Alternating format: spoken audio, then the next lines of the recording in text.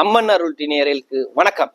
நான் உங்கள் வாழ்க வளமுடன் ஜோதிடர் ஸ்ரீ குருமுரளி என்றும் குரு வழியில் குரு நேசிப்போம், குருவை போற்றுவோம். அன்பார்ந்த குருவாரிசு நண்பர்களே, இன்றைக்கு பார்க்கக்கூடிய விஷயம் எதை பத்தி பார்க்க போறோம்னா, முக்கியமான பெயர்ச்சி. நம்ம அம்மன் டிவில எப்போதுமே கொடுக்கக்கூடிய பெயர்ச்சி சுக்கிர பகவானுடைய கிரக பெயர்ச்சி. இந்த 12 ராசிக்காரர்களும் எது சம்பந்தமாக மிகப்பெரிய ஒரு ராஜயோகத்தை கொடுக்க போறார். இதை பத்தான் டீட்டெயிலா பார்க்க போறோம். ஃபர்ஸ்ட் இந்த சுக்கிர பகவான் பயிற்சி எப்ப பயிற்சி ஆகிறார்? கரெக்டா டிசம்பர் மாசம் 2ஆம் தேதி பயிற்சி ஆகிறார். அதாவது தனுசு ராசியிலிருந்து மகர ராசிக்கு அவர் பயிற்சி ஆகிறார். உத்திராட நட்சத்திரம் 2ஆம் பாதத்துக்கு பயிற்சி ஆகிறார். அப்ப இந்த பயிற்சி இந்த 12 ராசிக்காரர்களுக்கும் எது மாதிரியான யோகத்தை கொடுக்க போறார்? டிசம்பர் மாசம் 28ஆம் தேதி வரை என்ன யோகத்தை இந்த 12 ராசிக்காரர்களும் பார்க்க போறோம். இதை பத்தி டீட்டெயிலா பார்க்க போறோம். ஃபர்ஸ்ட் சுக்கிர பகவான்னா யாருங்க? பொதுவா ஒரு மனிதனுக்கு ஆசை இல்லாத கிரகமே யாருமே இல்லைங்க. ஆசை இல்லாத மனிதனே கிடையாது. ஒரு மனிதனுக்கு ஆசையை காட்டக்கூடிய சுக்கிர பகவான். யார் வந்தாலும் பாருங்க, சுக்கிர திசையோ சுக்கிர புத்தியை வந்தா உடனே ஜாதக நோட்டு எடுத்துட்டு பார்ப்பாங்க. ஆஹா, நமக்கு ஏதாச்சும் யோகம் இருக்குமா, மிகப்பெரிய ராஜ யோகம் இருக்குமா? ஏன்னா ஒரு வருஷ பலனை ஒரு மாசத்துல அள்ளி கொடுக்கக்கூடிய ஒரே கிரகம் சுக்கிர பகவான் தான். சொகுசு காரு, சொகுசு பங்களா, இது எல்லாமே சுக்கிர பகவான் தான். ஆண்களுக்கு மனைவி, ஆடம்பரம், அந்த இசை கலை, இதுக்கெல்லாம் அதிபதி எல்லாமே இந்த சுக்கிர பகவான் தான். ஏன்னா யாருமே ஆசை இல்லாத மனிதனே இந்த உலகத்துல கிடையாது. இந்த யோகத்தை பத்தி தான் நம்ம பார்க்க போறோம். பொதுவா சுக்கிர பகவான் பாருங்க, நட்பு வீட்டுக்கு வராது. ஏன்னா ஏன் இது மெயினான பேர்ச்சிங்கன்னா, சனி பகவானும் சுக்கிர பகவானும் ரொம்ப நட்பு கிரகங்கள். கால புருஷனுக்கு கேந்திர யோகத்துல 10ஆம் இடத்துல சுக்கிரன் தொழில் ஸ்தானத்துல போய் சூப்பரா உட்காராருங்க. 10ஆம் இடத்துல வந்தா பட்டம், பதவி, புகழ், அந்தஸ்து, கௌரவம் எல்லாமே கிடைக்கும். அந்த ஸ்தானத்துல அந்த சுக்கிர பகவான் வரும்போது இந்த 12 ராசிக்கும் எப்படிப்பட்ட யோகத்தை கொடுக்க போறார், இதை பத்தி தான் ஃபுல்லா டீட்டெயிலா நம்ம பார்க்க போறோம். இதுல என்ன ஸ்பெஷல்னா, இந்த சுக்கிரனும் செவ்வாயும் நேரடியா பார்த்துக்கிறாங்க. இந்த பார்வைக்கு என்ன பலன், இதை பத்தி நம்ம டீட்டெயிலா பார்க்க போறோம். இது எல்லாமே தயவு செய்து ஒரு பொது பலனா பாருங்க. அம்மன் அருள் டிவில நம்மளுடைய சேனலுக்கு நிறைய சப்ஸ்கிரைபர் நிறைய கொடுத்துருக்கீங்க. எனக்கு நிறைய ஜாதகமும் கொடுத்துருக்கீங்க, குடும்ப ஜாதகமும். அது இல்லாம திருக்கணித முறைப்படி எனக்கு ஜாதகம் எழுதவும் கொடுத்துருக்கீங்க. அனைவருக்குமே பொங்காலம்மன் சார்பாக ஒரு மனமார்ந்த நன்றியை தெரிவிச்சுக்கிறேன்.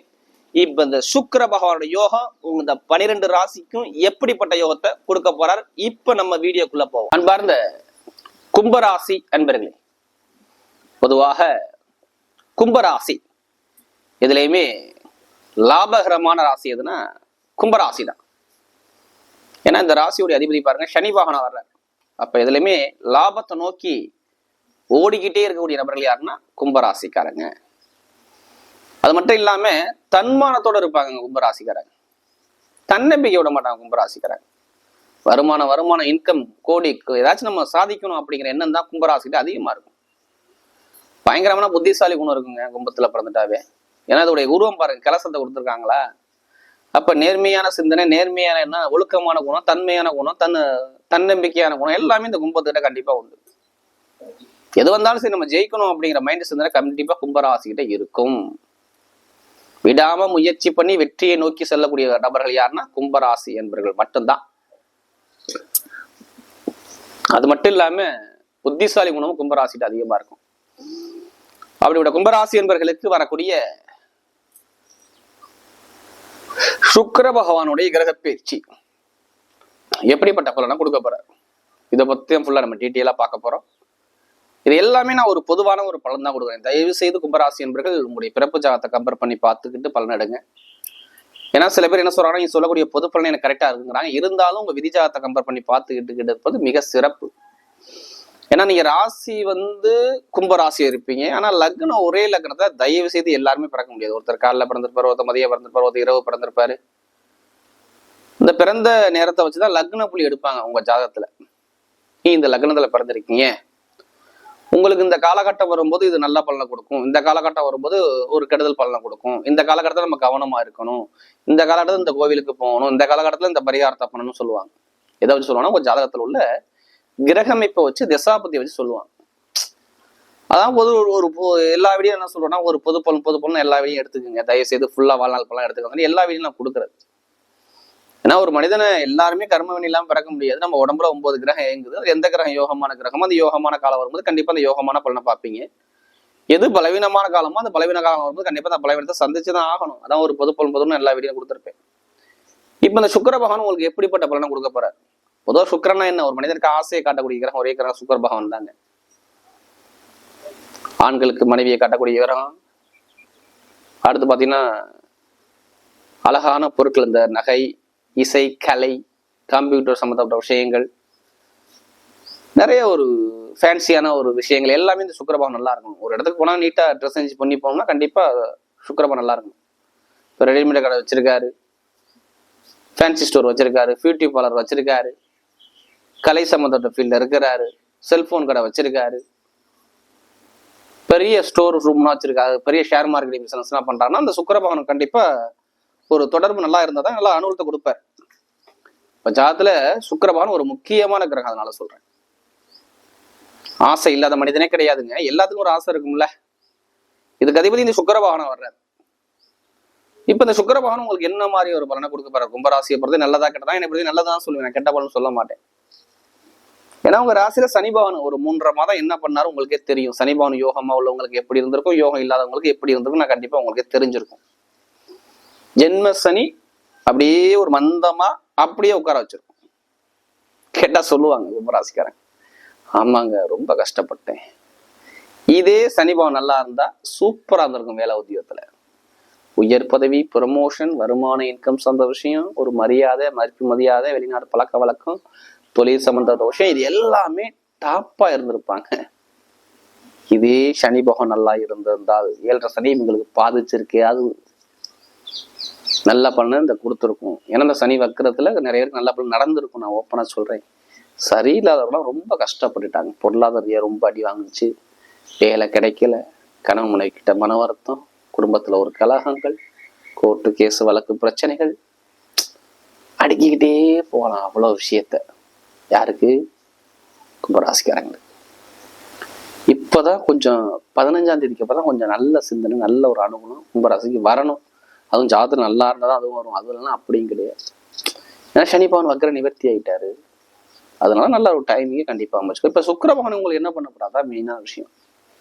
சரி, சுக்கிரபகவான் உங்களுக்கு எத்தனாம் வீட்டு அதிபதினா உங்களுக்கு 4ஆம் வீட்டு அதிபதியா வர. 4ல என்ன இருக்கு? குடும்பம் இருக்கு, வீடு இருக்கு, இடம் இருக்கு, பூமி இருக்கு, வண்டி இருக்கு, வாகனம் இருக்கு, எல்லாமே இந்த 4ஆம் பாவத்துக்கு அதிபதி யாருன்னா சுக்கிர பகவான் தான். இப்போ ஒரு மனிதனுக்கு சுக்கிரபகவான் நல்லா இருந்தானே குடும்பமே நல்லா இருக்கும். வீடு, இடம், சுமை, சுகம் எல்லாமே கிடைக்கும்ல.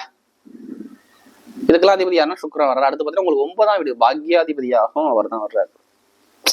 பாக்கியம் நமக்கு கிடைக்கக்கூடிய நல்ல பாக்கியம். ஒரு மனிதனுக்கு 9ஆம் நல்லா இருந்தா படுத்துக்கிட்டே சாப்பிடுவாரு சொல்லுவாங்க. 9ஆம் நல்லா இருந்தா அப்பாவோட சொத்து, தாத்தாவோட சொத்து எல்லாமே இவருக்கு கிடைக்கும்.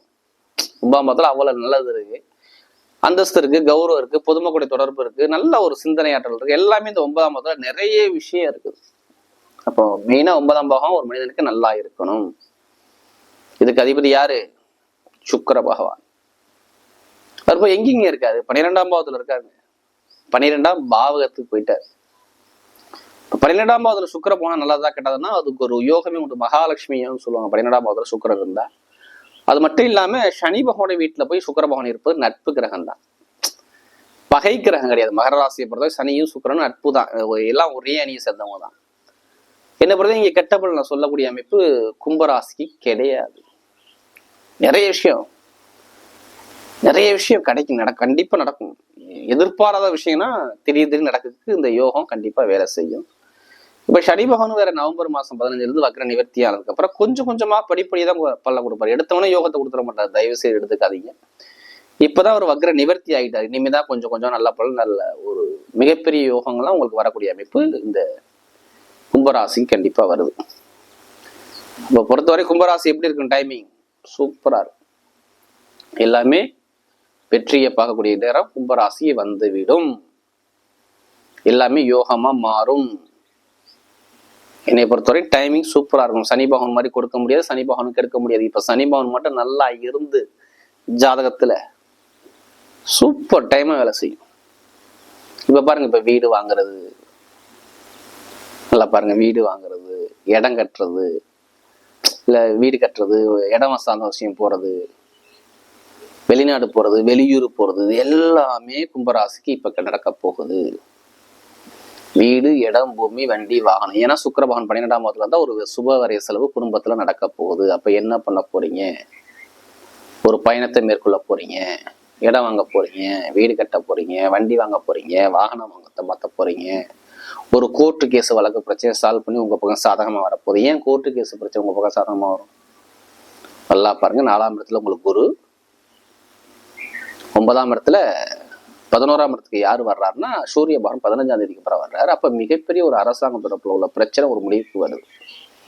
அப்ப கோர்ட்டு கேஸ், வம்பு வழக்கு பிரச்சனை எல்லாமே சால்வ் ஆகி கும்பராசிக்கு நல்ல டைம் சூப்பரா அமைச்சு கொடுக்குறாரு. பாத்துக்குங்க. நான் கெட்ட பலனை கும்பராசி சொல்ல மாட்டேன்.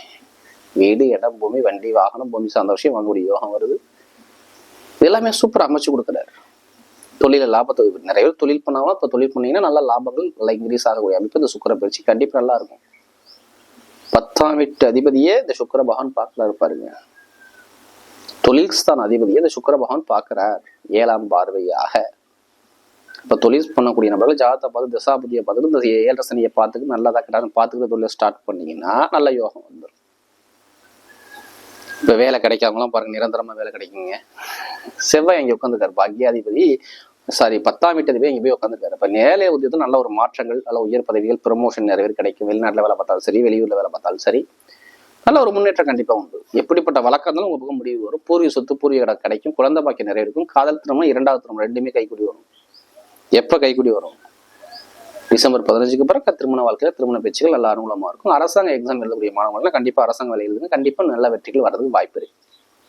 கமிஷன் ஏஜென்சி, ரியல் பிசினஸ், மருத்துவத்துறை, ஷேர் மார்க்கெட்டிங், இதெல்லாம் பாருங்க. ஆசிரியர் வேலை பார்க்கக்கூடிய நபர்கள், ஐடிஐ ஃபீல்ட்ல உள்ள நபர்கள் எல்லாத்துக்கும் நல்ல ஒரு மாற்றத்தை கொடுக்குறாரு. அதே மாதிரி லாட்ரி யோகம், ஜாதகத்தில் கண்டிப்பா லாட்ரி யோகம் நல்லா இருக்கும். அதிலே பணத்தை போட்டு வரைய பண்ணாம ஜாதகத்தை பார்த்து முயற்சி பண்ணுங்க. கண்டிப்பா வெற்றி நிச்சயமா வர்றதுக்கு வாய்ப்பு இருக்கு. சுபகாரியம், சுப செலவு குடும்பத்துல கண்டிப்பா நடக்கும். இந்த காலகட்டத்துல பாத்துக்குங்க.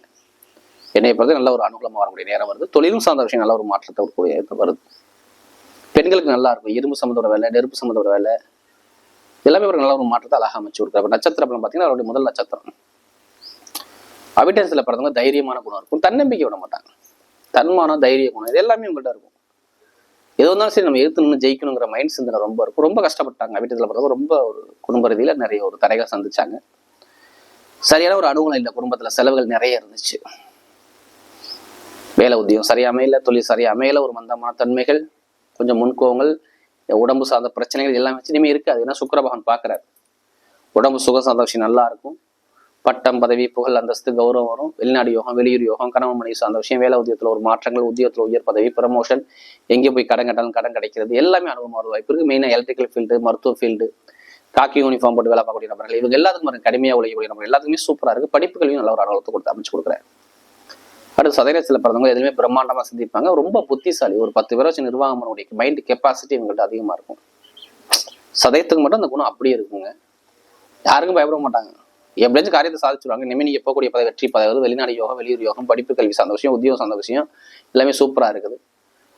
கணவன் ஒற்றுமை சார்ந்த விஷயம் நிறைய பேருக்கு பாருங்க. Chemical field, electrical field, electronic field, மருத்துவ ஃபீல்டு எல்லாமே சூப்பரா இருக்குது. படிப்பு கல்வி நல்லா இருக்குது. எந்த படிப்புகளும் எல்லாமே நல்ல ஒரு மாற்றங்கள் வரக்கூடிய அழகா அமைச்சு கொடுக்குறாரு.